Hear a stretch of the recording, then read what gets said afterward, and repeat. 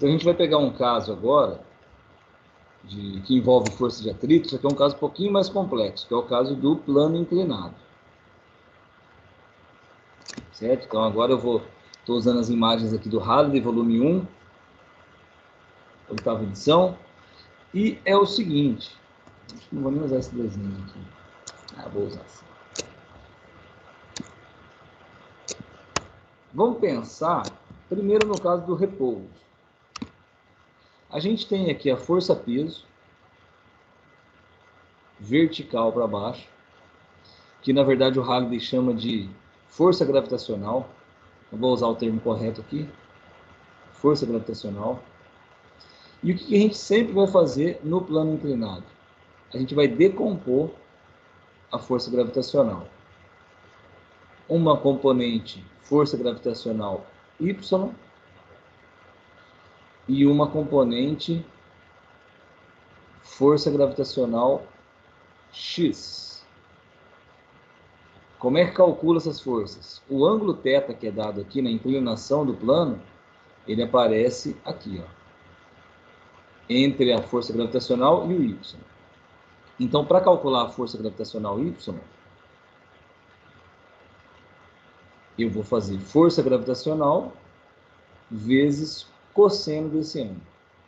Por quê? Porque o cosseno é cateto adjacente sobre a hipotenusa, então vai envolver o FGY e a hipotenusa, que é o FG. Se eu quiser calcular o FGX, aí vai ser o FG vezes o seno do ângulo θ. Por quê? Porque esse FGX, ele é esse lado do triângulo, ó, vou fazer em azul, que é o cateto oposto. E seno é cateto oposto sobre hipotenusa. Beleza, depois que você calculou, vamos terminar de desenhar. A gente tem aqui ainda a força de tração. A gente tem, vou colocar o símbolo aqui, a gente tem a força normal. Que cor que eu faço aqui? Eu vou fazer verdinho também. A gente tem a força normal.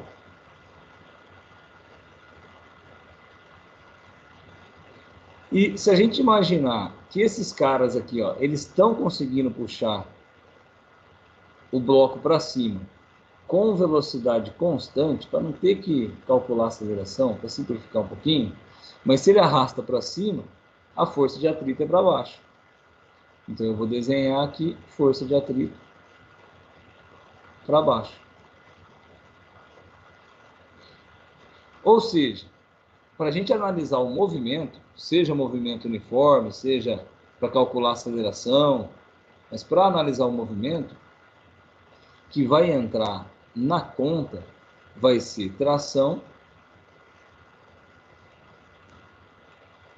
a força de atrito vai entrar negativa, contrário ao escorregamento, e nesse caso a força gravitacional X também vai entrar negativa. O que é isso que eu calculei aqui? Isso que eu calculei aqui é a força resultante. Você vai trocar a força resultante, nesse caso aqui, nesse exemplo, você vai trocar ela por zero, porque é velocidade constante. Mas num exercício que não for movimento uniforme, aí você vai trocar a força resultante por massa vezes aceleração. Então é para isso que serve a decomposição, para você entender que a força gravitacional, um pedaço dela, o pedaço azul dela, vai ajudar ou atrapalhar o movimento, e o pedaço verde dela, vamos ver para que serve. Para calcular o atrito. Para calcular o atrito, eu preciso fazer aqui φ mi vezes normal. Certo? Agora, quem que é normal? Normal igual ao peso? Normal igual a força gravitacional? Não. Quem está contrário a normal aqui, ó, é o FGY. Então, você vai substituir normal por FGY, que você calculou aqui usando o cosseno. Certo? Então, por isso que eu destaquei o plano inclinado como algo um pouquinho mais aprofundado. Uma outra força que aparece agora aqui no Halley é a força de arrasto. A força de arrasto, eu vou trabalhar com vocês de uma forma mais simplificada. A gente vai trocar tudo isso aqui por uma constante. Aqui você tem área frontal, você tem algumas características como viscosidade do meio. Todas essas características eu estou trocando por uma constante só. Então a força de arrasto, que ele chamou de D, vou para simplificar, que eu vou chamar de força de resistência do ar. Ela é uma constante vezes a velocidade ao quadrado. Ou seja, quanto mais rápido, maior vai ser a força de resistência do ar.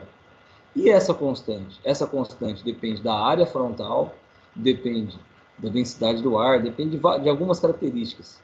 E aí, indiretamente, vai depender da temperatura e tudo mais. Certo? Então, por isso que eu simplifiquei aqui, é uma constante. Essa constante tem a ver com a aerodinâmica e a velocidade ao quadrado. Aqui tem um exemplo, e aí eu vou fazer um exemplo para vocês, mas aqui tem uma tabela que ele mostra o seguinte: velocidade terminal de um peso, de arremesso de peso. Velocidade terminal da gota de chuva, 7 metros por segundo. Velocidade terminal de um paraquedista, 5 metros por segundo. O que é isso? Então vamos ver como é que calcula a velocidade terminal. O que acontece é o seguinte: quando o paraquedista está caindo, quando ele começa a cair, o peso dele é desse tamanho. Eu vou desenhar uma bolinha que fica mais fácil. Ó. Então aqui é o paraquedista, esse é o peso dele. Se ele começou a cair, você calcula a força de resistência do ar, constante, vezes V ao quadrado. Ó, 0 ao quadrado. Então vai dar 0. Por isso que eu não desenhei. Desenhei só o peso. Se passar um tempinho, ele vai acelerar, porque ele está em queda. A gente ia chamar de força gravitacional. Vai peso. Agora, como ele tem uma pequena velocidade, ele vai ter uma pequena resistência do ar. Por quê? Porque força de resistência do ar é a constante que não muda, o paraquedista não mudou nada, não abriu paraquedas, vezes a velocidade ao quadrado. Ele adquiriu um pouquinho de velocidade, ele adquiriu um pouquinho de resistência do ar. Vamos na sequência, vamos ver o que vai acontecer. Você percebe que o peso está maior que a resistência do ar, então ele vai continuar acelerando.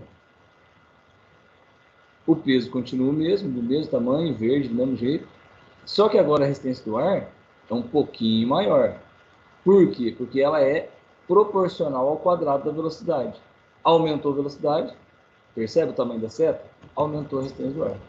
Mas ainda o peso está ganhando. Então ele vai acelerar mais um pouco. O peso continua o mesmo. A velocidade aumenta um pouco, então a resistência do ar também aumenta um pouco. O que acontece? A resistência do ar se iguala com o peso. Corta. Você passa a ter um movimento uniforme, velocidade constante. Professor, Oi, pode falar. ele só está diminuindo a velocidade porque ele está na horizontal, né? Porque se ele estivesse na vertical, essa força da resistência do ar seria um pouco menor, bem menor, na verdade. A força de resistência do ar está aumentando e ela só conseguiu se igualar ao peso porque ele está no pau, vamos falar assim. Está a 200 km por hora, está em queda. Se tivesse na horizontal, não ia dar tudo isso. Certo? Você pode até experimentar ela botando a cabeça para fora da janela do carro. Mas aí o que acontece? Então, se nesse momento aqui, ele puxa o paraquedas, não abre, ele puxa o reserva, não abre, ele morre, ele pode continuar caindo, que a velocidade não vai aumentar mais. Por isso que isso aqui se chama velocidade terminal ou velocidade limite. Ele morre com movimento uniforme. Morre, esborracha, 200 km por hora, mas movimento uniforme. Agora, o que acontece quando ele abre o paraquedas? No próximo momento, o peso continua o mesmo, só que aí ele abriu o paraquedas. Aqui.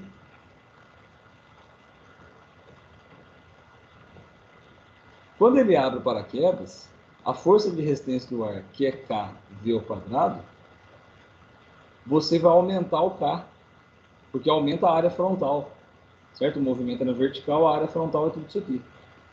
Quando aumenta essa área frontal, a força de resistência do ar fica gigante.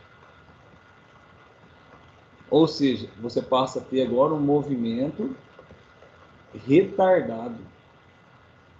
ele vai frear, até atingir um valor que vai ficar constante depois, mas vai atingir um valor razoável que ele consegue pousar. Certo? Então, essa que é a ideia da resistência do ar. É uma força que depende. Então, no caso do paraquedista, a força de resistência do ar, ela depende se o paraquedas está aberto ou se ele está fechado, e depende da velocidade. O teu carro, a resistência do ar depende se o vidro está fechado, se o vidro está aberto, se tem um colchão amarrado em cima do teu carro. Aqui, ó, quer ver? Eu vou mudar a constante K. Ó. Isso aqui tem uma constante K.